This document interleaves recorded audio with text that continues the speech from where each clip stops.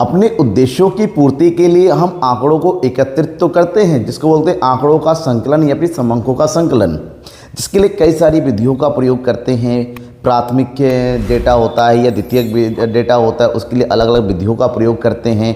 कहीं इंटरव्यू लेते हैं, कहीं हम प्रश्नावली तैयार करते हैं, कहीं अनुसूचियाँ भेजी जाती हैं, या फिर द्वितीयक समंकों का संकलन करते हैं, किसी वेबसाइट से ले लिया, किसी न्यूज़पेपर से ले लिया। यानी कि हमारे उद्देश्यों की पूर्ति के लिए हमारे पास पर्याप्त डेटा अवेलेबल होता है।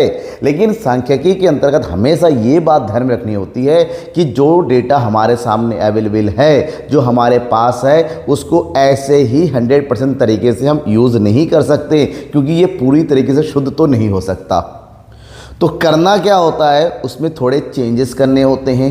उनमें होने वाली गलतियों का पता करना पड़ता है। गलतियां संकलित करने वाला कर सकता है, गलतियां उस क्वेश्चनियर को भरने वाला कर सकता है, गलती जो है हमारे अपने स्तर पे हो सकती हैं। तो सबसे पहले उसको जांचना चाहिए, उसको संभलना चाहिए, और अगर गलतियां कुछ निकल के आती हैं उन गलतियों को दूर भी करना चाहिए। जैसे आपने प्रश्नावली भरवा दी, हो सकता है किसी ने सारे क्वेश्चनों के आंसर ना दिया हो सकता है आंसर दिया हो तो जो देना चाहिए तब वैसा नहीं दिया हो सकता है कुछ और चीज़ें लिखी हो सकता है लैंग्वेज ख़राब हो गया। तो जो कुछ भी हो उन सभी गलतियों को सुधारना ज़रूरी है। उसके बाद ही आप अपने उद्देश्यों की पूर्ति कर पाएंगे। मतलब संग्रहित किए गए जितने भी आंकड़े हैं उन आंकड़ों को ठीक करना, और ठीक करने को अर्थशास्त्र की भाषा में बोलते हैं संपादन करना, और इंग्लिश में बोलते हैं एडिटिंग करना। तो आज की क्लास में चलिए हम यही पढ़ते हैं कि संग्रहित किए गए आंकड़ों का संपादन कैसे किया जाता है, उसकी प्रक्रिया क्या होती है, और आखिर इसका उद्देश्य क्या होता है। दैट इज़ लेक्चर नंबर 7 आपके सामने है, संग्रहित समंकों का संपादन, एडिटिंग ऑफ कलेक्टिंग डेटा क्या होता है, क्योंकि इससे रिलेटेड क्वेश्चन फंस जाते एग्जाम में। सबसे पहले तो मतलब समझो कि समंकों का संपादन होता क्या है। जैसे कि मैंने अभी बताया, केवल आंकड़ों को एकत्रित कर लेना ही सब कुछ नहीं है कि आंकड़ों को एकत्रित कर लेंगे उसी से हमारा रिजल्ट आ जाएगा, उसी का विश्लेषण नहीं कर लेंगे। तो विश्लेषण करने से पहले, प्रस्तुतिकरण करने से पहले, चीज़ों को ग्रुप में बांटने से पहले हमें जांचना परखना जरूरी है, जिसको बोलते हैं कि एकत्रित आंकड़ों की जांच करके त्रुटियों का पता लगाना और उन्हें दूर करने की क्रिया को समंकों का संपादन कहते हैं। हमें उसको जांचना है, परखना है, गलती को ढूंढना है और फिर उन गलतियों को दूर करना है ताकि हम आगे बढ़ सके। इसका मतलब ये होता है आंकड़ों के संकलन के जस्ट बाद हमें क्या करना पड़ता है, संपादन करना पड़ता है। और संपादन वास्तव में बहुत ज़्यादा आवश्यक है, बहुत ज़्यादा ज़रूरी है, क्योंकि चीज़ों को अगर संपादित नहीं करेंगे, जैसे कोई भी चीज़, जैसे एक बड़ाई जो है फर्नीचर बनाता है, फर्नीचर बना के वो सही करता है, तो फर्नीचर बना के बाद उसको फिनिशिंग टच देता है, सुंदरता बहुत बढ़िया चमक जाए ताकि दिखने में आसान हो। तो एक बढ़िया तरीके से चीज़ों को सुधारना जरूरी होता है। दैट मीन्स हम ये कहते हैं कि समंक संकलन की प्रक्रिया में कई बार क्या होता है ना, अनुसंधान करता है, यानी कि जो कलेक्ट करता है, इन्वेस्टिगेटर्स बोलते हैं, उसके पास समंकों का अंबार लग जाता है। तमाम आगे अगर वो प्रश्नावली के माध्यम से प्रयोग करता है, अनुसूचियों के माध्यम से होता है, तो तमाम तरीके की अनुसूचियाँ और प्रश्नावली भर जाती हैं। और ऐसे में जो भी सामग्रियाँ उसके पास होती है वो अवस्थित और अर्थहीन होती है, मतलब उस मीनिंगलेस है, क्योंकि वो अवस्थित तरीके से होता है, वो परिपूर्ण नहीं है। तो उन सबको पहले तो हमें अनुसंधान करता, यानी कि हम अगर अनुसंधान करते हुए हमें उसको सही से संभालना है।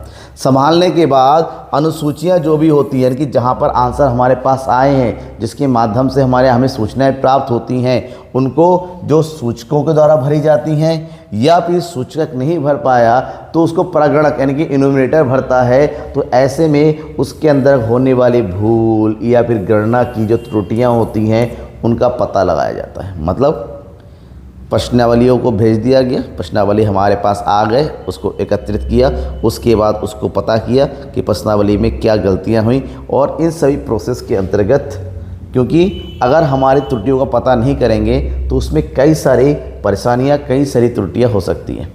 तो इस प्रक्रिया में संकलित समंकों का सूक्ष्म परीक्षण किया जाता है। सूक्ष्म मतलब बारीकी से उसको पढ़ा जाता है, समझा जाता है, और अगर कोई असावधानी से या गलती से लापरवाही से जानकारी दी जाती है तो उसको छांट कर अलग कर दिया जाता है। जो भी गलत जानकारी हो, अगर लगता है कि ये मिसिंग है, लापरवाही हुई है इसको भरने में या जानबूझ के गलती की गई है, उसको पहले अलग कर दो।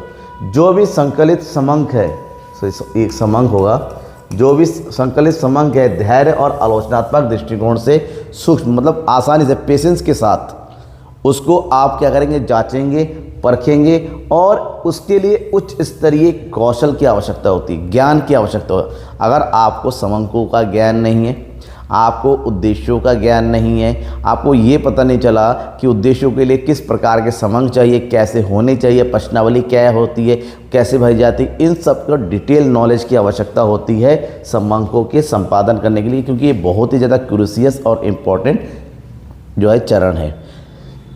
क्योंकि मैंने बताया 2 प्रकार के समंक होते हैं, एक होता है प्राथमिक समंक और एक होता है द्वितीयक समंक। द्वितीयक समंक अलग प्रकार के होते हैं, प्राथमिक समंक अपने स्तर पर। प्राथमिक समंकों में शुद्धता की मात्रा ज़्यादा होती है, लेकिन इसमें भी अशुद्धता हो सकती है, क्योंकि स्टैटिक्स में कभी भी 100% एक्यूरेट डेटा आपको मिलेगा ऐसा पॉसिबल नहीं है। लेकिन द्वितीयक के तुलना में अगर प्राथमिक की बात करें तो प्राथमिक में अशुद्धता थोड़ी कम होती है, लेकिन होती तो है। जो भी है वो पता करना है। प्राथमिक समंकों का संपादन। प्राथमिक यानी कि मौलिक समंक का संकलन अधिकतर अनुसूचियां या प्रश्नावलियों के आधार पर किया जाता है।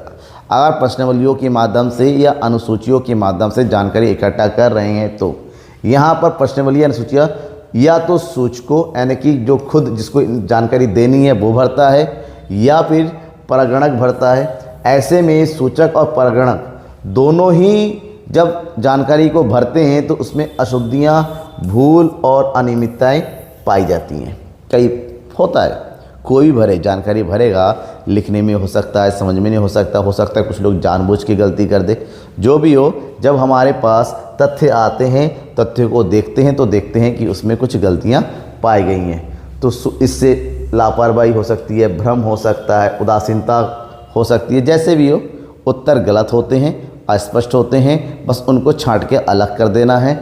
अनेक सूचकों के द्वारा प्रश्नों का गलत अर्थ लगाया जाता है, मतलब जिससे हम प्रश्न पूछ रहे हैं उसको गलत, उसका सेंस समझ में नहीं आता है, उसका मीनिंग समझ में नहीं आता है। अगर प्रश्नों का गलत अर्थ लगाएगा तो जाहिर सी बात है उसके उत्तर भी अशुद्ध होंगे, उत्तर भी क्या होंगे, गलत होंगे। और प्रगणक की असावधानी, अगर प्रगणक गलत है, मतलब प्रगणक वह आदमी होता है जिसको हम डेटा को कलेक्ट करने के लिए अपने स्तर पर नियुक्त करते हैं कि वो प्रश्नावली को लेके जाए और सूचकों के से सवाल पूछे और भरे। लेकिन अगर वो लापरवाह है, वो ध्यान से अपना काम नहीं कर रहा है, केवल खाना पूर्ति कर रहा है, तो यकीन मानिए आपके पास जो सूचनाएं आई हैं, आपके पास जो तथ्य आए हैं, वो सब गलत होंगे, मतलब उसमें गलतियां ज़्यादा होंगी। तो आपको इन सब चीज़ों की जांच करनी पड़ती हैं और जांच करने के बाद उसमें ज़रूरी संशोधन करने पड़ते हैं। संशोधन करने की प्रक्रिया ही संपादन होता है। तो यहाँ पर संपादन कैसे किया जाता है, उसकी प्रक्रिया है। तो डब्ल्यू.सी. वेले और जॉन कमिंस इन दोनों ने मिलकर संपादन प्रक्रिया के 4 प्रमुख स्तर बताए हैं। सबसे पहला है संगतता के लिए संपादन। संगतता का मतलब होता है कि प्रश्न कुछ ऐसे होते हैं जिनके उत्तरों की सत्यता आपस में परीक्षण करके हो जाता है, कि प्रश्न ऐसे होते हैं उसके ऑलरेडी जवाब हमारे सामने अवेलेबल होते हैं, हमें पता है इनमें से ही जवाब होगा। जैसे एमसीक्यूज़ हो गया, फिल इन द बैंक्स हो गया, ऑप्शन वाले जो क्वेश्चन होते हैं, तो आपस में ही उसको हम क्या कर लेते हैं, टैली कर लेते हैं। तो ऐसे में उत्तरों में परस्पर विरोधाभास अगर प्रकट अगर होता है तो उन विरोधाभास को निकाल लेना होता है। मतलब हमें चाहिए कि उत्तर जितने भी प्रश्नावलियाँ होती हैं, एक ही क्वेश्चन है, उन सभी के जवाब एक जैसे एक रूप होने चाहिए। तो यहाँ पर संपादन इसलिए होना चाहिए ताकि जवाबों में एक रूपता बनी रहे। संगतता मतलब कंसिस्टेंसी होनी चाहिए। अगर कोई किसी तरह का जवाब दे रहा है, जैसे अगर पूछे कि भारत की जनसंख्या कितनी है, अगर कोई 140 बता रहा है, कोई 150 बता रहा है, कोई 160 करोड़ बता रहा है, तो यहाँ पर कंसिस्टेंसी नहीं है। हमें पता है कि सब लोग एक जैसा नहीं बताएंगे, क्योंकि एग्जैक्ट नहीं है, कोई 140.5 बताएगा, कोई 140.2 बताएगा। बताइए, कंसिस्टेंसी तो होना चाहिए। हमें जवाब देख के ही पता चल जाएगा एक बंदा की लापरवाही से जवाब दे रखा है, क्योंकि बाकी उसकी डेटा के अकॉर्डिंग आसपास भी नहीं पटकता। तो यहाँ पर प्रश्नावलियों में असंगत उत्तर अगर होता है तो उनको ठीक करना जरूरी है, उनको सही करना आवश्यक है। एक रूपता के लिए संपादन, प्रश्नों के उत्तर एक रूप होने चाहिए, एक जैसे होनी चाहिए, उसमें सजातीयता होनी चाहिए। तो जांच करके हमें ये सजातीयता का पता करना होगा। अगर प्रश्नों के उत्तर मेल नहीं कर रहे हैं तो कोशिश ये करनी चाहिए कि उत्तरों को अपने स्तर पर सही किया जा सके। अगर नहीं कर पा रहे हैं तो वापस सूचकों को बस भेज दें कि भैया ये उत्तर आपने गलत दिया है, इसको ज़रा सही करके भेजिए ताकि हमारा परिणाम शुद्ध हो सके। तीसरा है पूर्णता के लिए संपादन। कभी कभी जो प्रश्नावली होती हैं, अनुसूचियाँ होती हैं, सूचकों के द्वारा पूरा नहीं किया जाता है। जैसे अगर 10 प्रश्न हैं, किसी ने 6 प्रश्नों का जवाब दे दिया, किसी ने 7 का दिया, किसी को एक समझ में नहीं आया तो छोड़ दिया। तो ऐसे में कोशिश करनी चाहिए सभी प्रश्नों के जवाब आए। अगर नहीं आते हैं तो जवाबों के सवाल हमें लेना है, चाहे उनसे कांटेक्ट किया जाए या फिर प्रश्नावलियों को वापस भेजा जाए या अपने स्तर पर ही कर लिया जाए। लेकिन ध्यान में ये रखना है कि जिन प्रश्नावलियों में सभी प्रश्नों के उत्तर नहीं मिले हैं तो उन सभी प्रश्नों के उत्तर प्राप्त, अगर ऐसा नहीं है तो जिनके उत्तर नहीं प्राप्त हैं उनको हटा दो, उनको अध्ययन करने की ज़रूरत ही नहीं है, क्योंकि इनकम्प्लीट डेटा का हम एनालाइज नहीं कर सकते, उसको हटा दिया जाता है, स्वीकार नहीं करना चाहिए।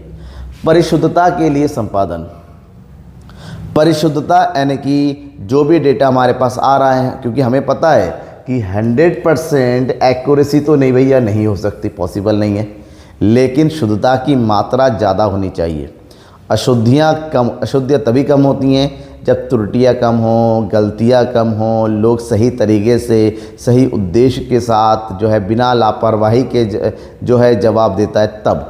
तो संकलित सामग्री की परिशुद्धता के लिए जांच करना, किसका, जो भी डेटा हमारे पास अवेलेबल है उनका आवश्यक है। अनुसूचियों में अनेक ऐसी त्रुटियां रह जाती है जिनकी सत्यता का परीक्षण आंतरिक परीक्षण से संभव नहीं होता है, इसके लिए उसको व्यक्तिगत रूप से पढ़ना और समझना आवश्यक होता है।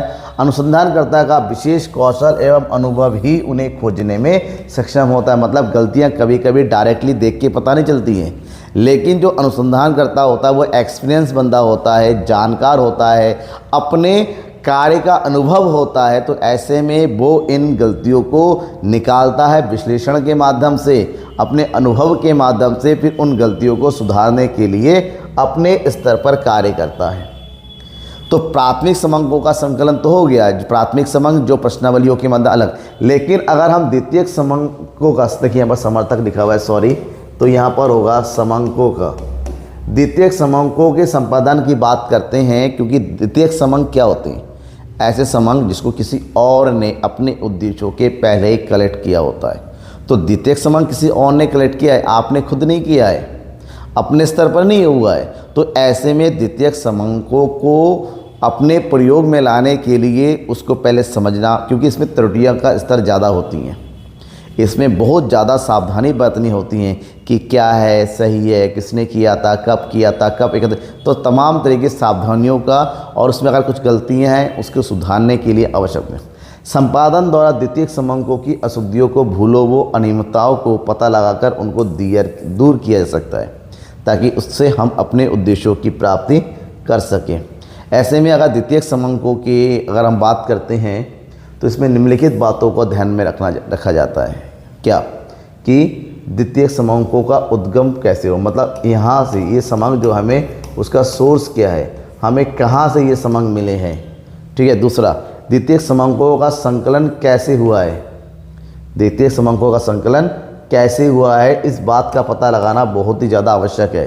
अनुसंधान का उद्देश्य कैसा है, क्षेत्र क्या है, उसकी प्रकृति कैसी थी, मतलब जिस बंदे ने एकत्रित किया था उद्देश्य क्या था उसका, कब, कितने समय पूर्व, मतलब अनुसंधान का मतलब हमें आज तो 2024 है, हम डेटा ले रहे हैं, हम देखेंगे वो डेटा है कब का, कितना पुराना है, वो आवश्यक है देखना, क्योंकि आप बहुत ज़्यादा पुराना डेटा भी नहीं ले सकते, क्योंकि उसमें जानकारियाँ पुराने समय की होगी, हमें जानकारी अभी के समय की चाहिए, तो हमें ये पता करना ज़रूरी है। अनुसंधानकर्ता प्रगणकों की योग्यता क्या थी, मतलब जिसने जानकारी को इकट्ठा किया है वो किस बेस पे किया है, वो क्या इसके काबिल है जानकारी इकट्ठा करने का, वो वास्तव में समझ रखता है या नहीं है, मतलब ऐसे काम चलाओ तो नहीं है। अनुसंधान में प्रयुक्त इकाइयों की परिभाषा, मतलब वहाँ पर इकाई कौन सी प्रयोग की हैं, क्योंकि चीज़ों की आंकड़े जैसे रुपए है, पैसे है, मीटर है, लंबाई है, चौड़ाई है, हर चीज़ की अपनी अपनी यूनिट होती हैं। तो प्रॉपर इकाइयों का प्रयोग किया गया है, शुद्धता का स्तर देखा जाएगा और विभिन्न स्रोतों के द्वारा समंकों की तुलना की जाती हैं कि जहाँ जहाँ से मिले, एक ही जगह से नहीं, अलग अलग जहाँ से समंक को जांचा जाएगा। इस प्रकार से हर एक स्तर में हम डेटा को समझते हैं और उसकी अगर कोई गलतियाँ मिलती हैं उन गलतियों को सुधारने की कोशिश करती हैं। तो अगर गलतियों की सुधारने की बात होती है तो इसको किस प्रकार से सुधारा जाता है, इसको बोलते हैं समंकों के संपादन की विशिष्ट पहलू। ठीक है, समंकों के संपादन के विशिष्ट पहलू कि जब हम समंकों का संपादन करते हैं, जब हम समंकों का संपादन करते हैं तो उसमें कैसे होता है, किस प्रकार से होता है। तो इसके 3 बातें हैं।